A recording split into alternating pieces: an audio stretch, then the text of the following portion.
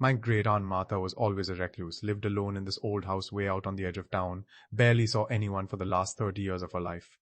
When she passed, I inherited the place, which was more of a burden than a blessing. Honestly, it was falling apart, filled with junk and smelled like dust and forgotten things. I spent weeks just trying to clear out the downstairs, bagging up old clothes and broken furniture.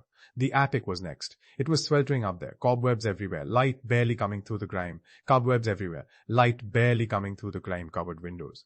Most of the space was taken up by dusty trunk and smelled like dust and forgotten things. But then, tucked behind a massive, wobbly bookcase, I found it. A door, barely visible, no handle, just a small rusted latch. My heart started thumping. I tried it open with a screwdriver, slowly, cautiously. The air that came out was thick and stale, cold and damp, smelling like something rotten mixed with old linen. I pushed the door fully open, shining my phone light inside. It was a tiny room, no windows, just a cot in the corner, a bucket, and a few threadbare blankets. And on the cot, curled up, was a thing. It was skeletal, barely covered in skin, with matted dark hair and limbs that seemed too long, too thick. It made a soft, guttural sound, like a dying animal trying to clear its throat.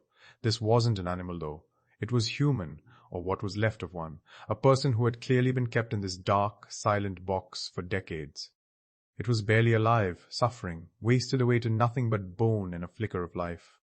I stood there, frozen, realizing my eccentric great-aunt, who everyone thought was just a harmless old woman, had been hiding this unthinkable secret. My mind raced. Call the police? Alert the world to this horror? Drag this poor broken creature out into the light to be prodded and stared at?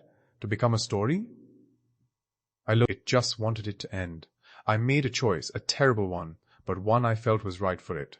I found an old, heavy quilt in one of the trunks, walked back into that tiny room, and sat on the floor beside the cot.